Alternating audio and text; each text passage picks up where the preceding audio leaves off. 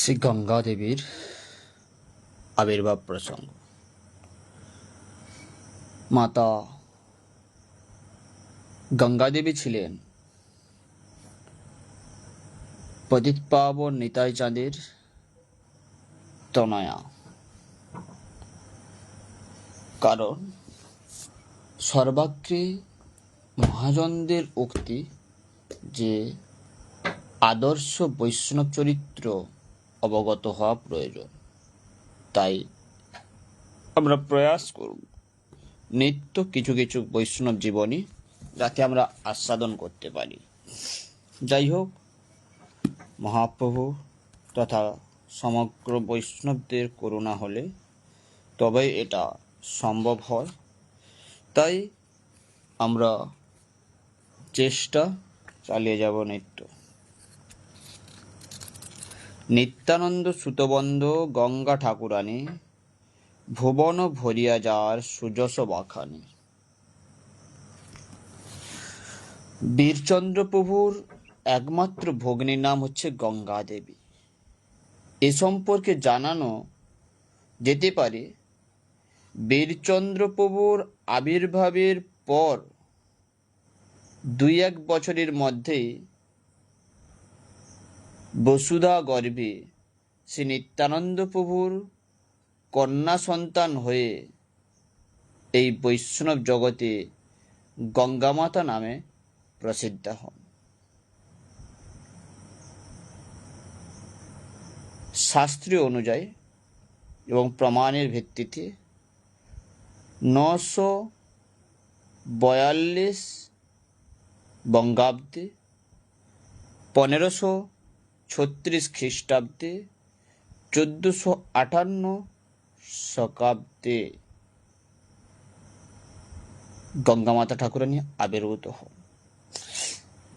গঙ্গামাতা ঠাকুরানীর মহিমা সম্পর্কে বলতে গিয়ে শাস্ত্রকার উক্তি করছেন, বিষ্ণু পাদোদ্ভবা গঙ্গা যাসিত সা নিজ নাম তো নিত্যানন্দাত্মজা জাতা মাধব শান্তনুর নিপহ। যিনি বিষ্ণু পাদ সমুদ্ভূতা গঙ্গা, তিনি নিজ নামে শ্রী নিত্যানন্দ প্রভুর অর্থাৎ কারুণ্যমূর্তি নিতাই চাঁদের কন্যারূপে অবতীর্ণ হন। রাজা শান্তনু তার প্রতি মাধবাচার্য রূপে অবতীর্ণ হন। আলোচনা প্রসঙ্গে নিত্যানন্দ প্রভু সুখী গৃহী জীবনের প্রতিচ্ছবি অপূর্ব ব্যাখ্যা করেছেন মাতা জাহ্নবীর মন্ত্রশিষ্য ও ঠাকুর বীরচন্দ্র প্রভুর শিক্ষা শিষ্য শ্রী নিত্যানন্দ দাস তার প্রেমবিলাস গ্রন্থে।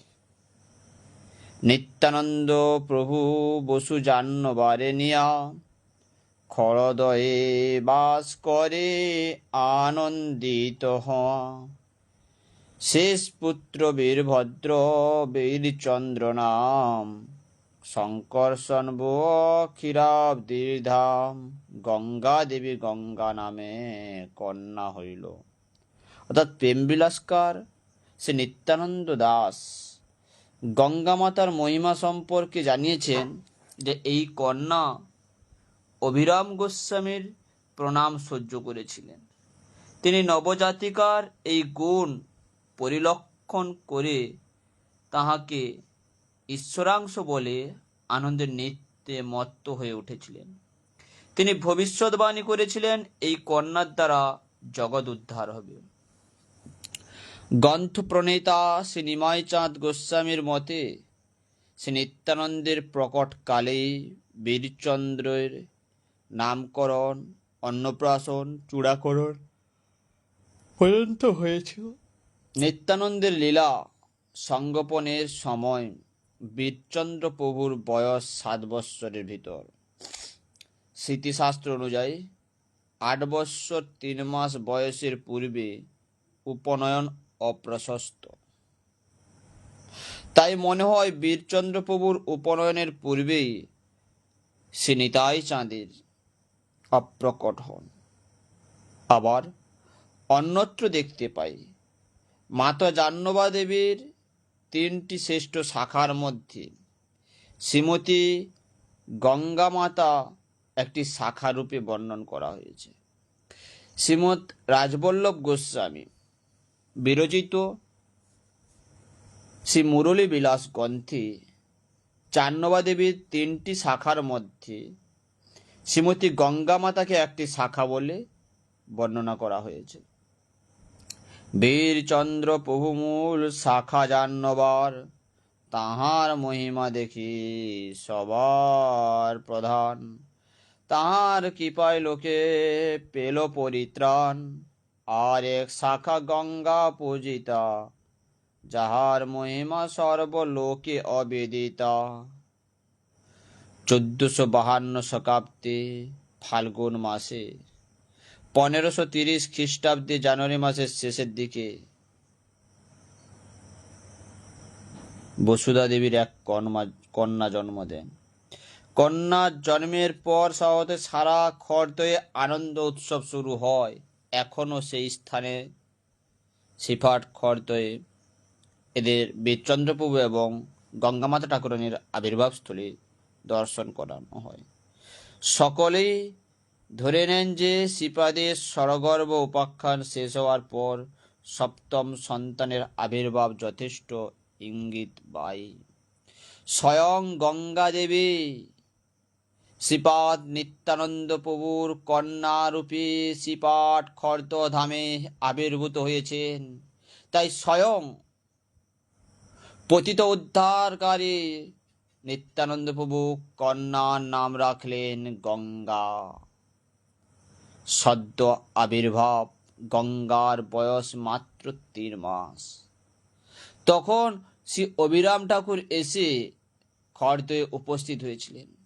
তিনি গঙ্গা মাতাকে, শিশু গঙ্গাকে প্রণাম করলেন।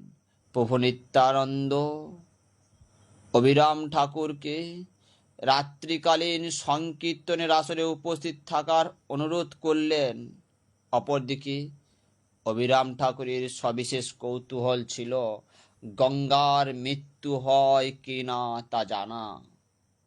তাই তিনি প্রভু নিত্যানন্দের কথা মতো খড়দহে থেকে গেলেন। সংকীর্তন রস আস্বাদন এবং গঙ্গা মাতার অপ্রকট লীলা পরিদর্শনের অপেক্ষায়। একসঙ্গে যাতে দুটি লীলার সাক্ষী হতে পারে। কিন্তু শ্রী নিত্যানন্দ ও অন্যান্য সারা রাত সংকীর্তনের আসরকে মাতিয়ে রাখলেন। কিন্তু রাত্রি অবসানের পর সকলে যখন অবিরাম ঠাকুরকে দেখলেন গঙ্গার মৃত্যু হয়নি, তখন তিনি পুনরায় গঙ্গাকে প্রণাম করলেন, গঙ্গার স্তব করলেন। 20 শ্লোকে সম্ভবত অবিরাম গোস্বামী গঙ্গা মাতা গোস্বামিনীর স্তব করে লিখেছিলেন। আবার অন্যত্র দেখতে পাই বীরচন্দ্র তথা বীরভদ্রের জন্মের কিছুকাল পরে নিত্যানন্দ প্রভুর আরেকটি কন্যা জন্ম নেয়, নাম গঙ্গা দেবী। হরিদাস কর্তৃক সংকলিত শ্রী গৌড়ীয় বৈষ্ণব অভিধানে উল্লেখ আছে, গঙ্গা দেবী নিত্যানন্দ প্রভুর কন্যা। অবিরাম গোস্বামী এই নবজাতিকাকে 12 বার প্রণাম করেছিলেন, কিন্তু এই শিশু অক্ষত শরীরে ছিলেন। তা স্বয়ং অবিরাম তাকে মহাশক্তিমতী বলে জানিয়েছিলেন। আর ফুটফুটে শিশুর ঐশ্বর্য দেখে এজন্য অন্তর্দৃষ্টি সম্পন্ন নয়ন প্রয়োজন। তাই 20 শ্লোকে পূর্বে বলেছিলাম গঙ্গা স্তোত্র প্রণয়ন করেছিলেন। ইনি সাক্ষাৎ ভাগীরথী বলে প্রসিদ্ধা। ইনি মাধব চট্টোপাধ্যায়ের পত্নী, পুত্র গোপীবল্লভ। এরা জিরাটের গঙ্গা বংশীয় গোস্বামী নামে পরিচিত। পদকর্তার ভাষায় জিরাটের বলাগড়ে মাধব করিল বসতি। জয় জয় বীরচন্দ্র জীবের আশ্রয়, জয় জয় গঙ্গা মাতা ভুবন পাবনী। নিত্যানন্দ কন্যা রূপে জন্মিল বনি, বজের সিধাম সখা ঠাকুর অবিরাম, লীলার সহায় লাগি এলো গৌরদাম। পনমিয়া প্রকাশিল যত গৌরগণ, গঙ্গাবীর চন্দ্রগুণ জানায় ভুবন। প্রভু নিত্যানন্দ কন্যা গঙ্গা ঠাকুরানী, মহিমা জানালো তার গাই স্তপবাণী। গোলকেতে বিরাজিত যুগল কিশোর, দোহারে হেরিয়া দোয়ে ভাবে তে বিভোর। সহসা বিরস স্ফূর্তি দোহার হইল, নয়ন সলিলে সে তো জল নিকশিল। তাহাতে জন্মিল গঙ্গা ভুবন পাবনী, তেহ সূর্য সুতার বিদিত যবনী। ওহে গঙ্গা দেবী দশহরায় আবির্ভাব, সেই শুভ তিথির অদ্ভুত প্রভাব। এই শুভ তিথিতে তোমায় করিলে অর্চন, 10 জন্মার্জিত পাপ প্রশমিত হন। ভক্ত জনে জানে মাত্র তোমার মহিমা, সর্বগতি দাত্রী তুমি করুণার সীমা। আবির্ভূতা হওয়া তুমি সুতিকা মন্দিরে, স্তন না করিলে পান মাতা উদ্বিগ্ন অন্তরে। অন্তরে জানিয়া কহে প্রভু নিত্যানন্দ, জাহ্নবার পণ মন্ত্র যাওক সব দ্বন্দ্ব। তবে তো জাহ্নবা দেবী যুগল মন্ত্র দিল, মন্ত্র গঙ্গা দেবী স্তন পান কইল। তবে মাতা পিতা দিক সব এ সুখ মনে, গঙ্গার মহিমা হইল বিদিত ভুবনে। সহসা নিত্যানন্দ প্রভুর অন্তর্ধান ঘটল। প্রভু বীরচন্দ্র পিতার তিরোধানের মহোৎসবের আয়োজন করলেন। প্রভু সীতানাথ অর্থাৎ অদ্বৈত আচার্য সহ সমস্ত গৌরাঙ্গ পার্ষদ খর্দে এলেন, একত্রিত হলেন। বিচিত্র বিধানে মহা মহোৎসব অনুষ্ঠিত হল।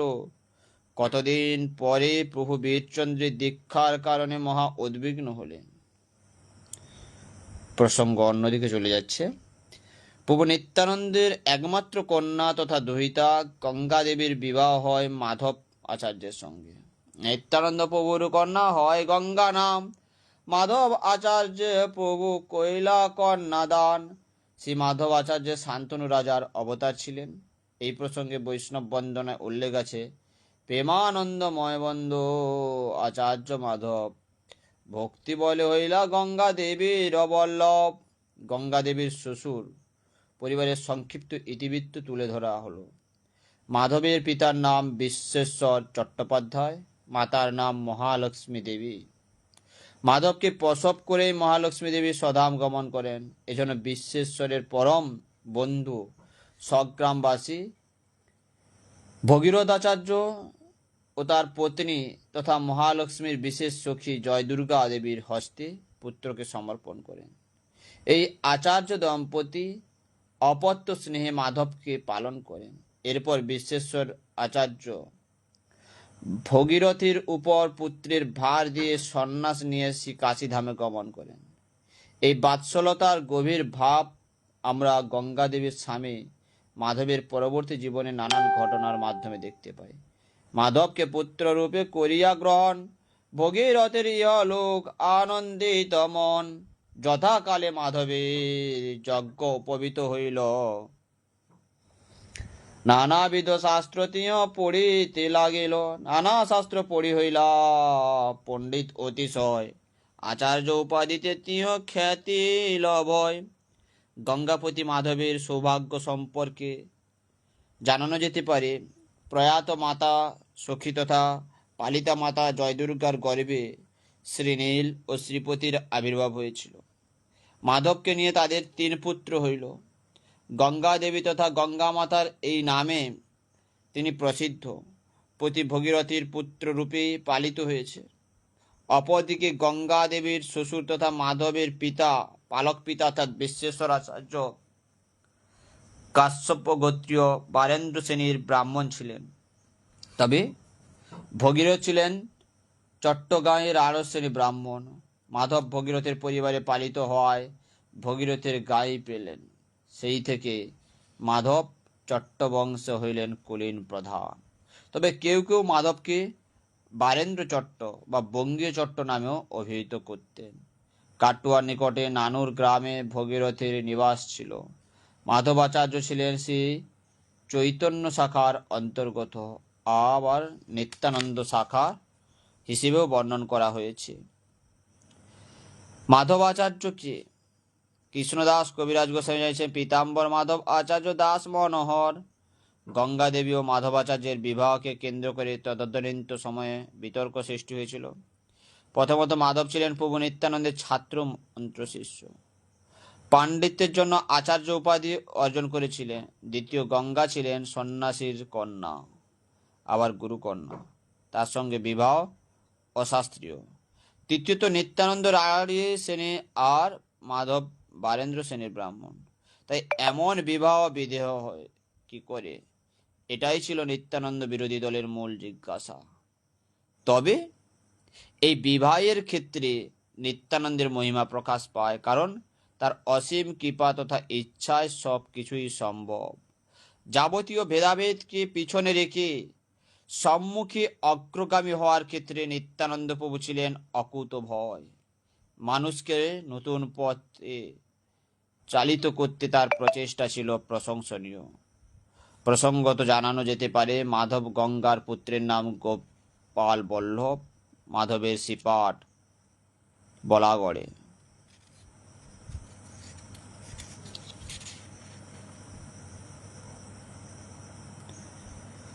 নিত্যানন্দ অবশ্যই কন্যা গঙ্গার বিবাহ দিয়ে 1463 শকাব্দে মাঘ মাসে অর্থাৎ 1541 খ্রিস্টাব্দে ফেব্রুয়ারি মাসে তিনি প্রিয় ভক্ত তথা বিশিষ্ট পণ্ডিত তথা গ্রন্থ প্রণেতা মাধব আচার্যের সঙ্গে বিবাহ দেন।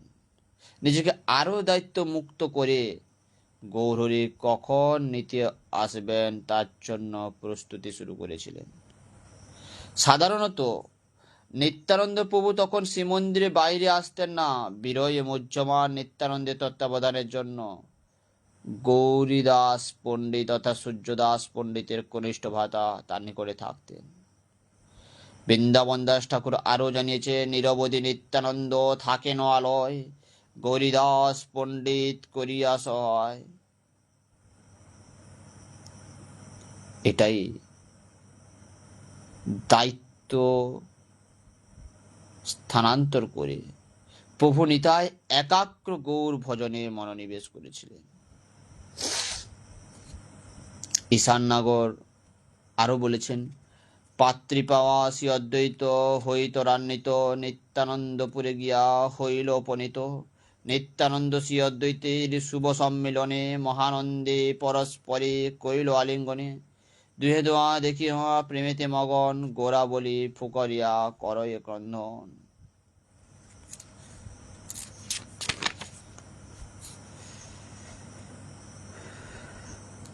জয় নিতাই, জয় গঙ্গা মাতা ঠাকুরানী, জয় নিতাই চাঁদ।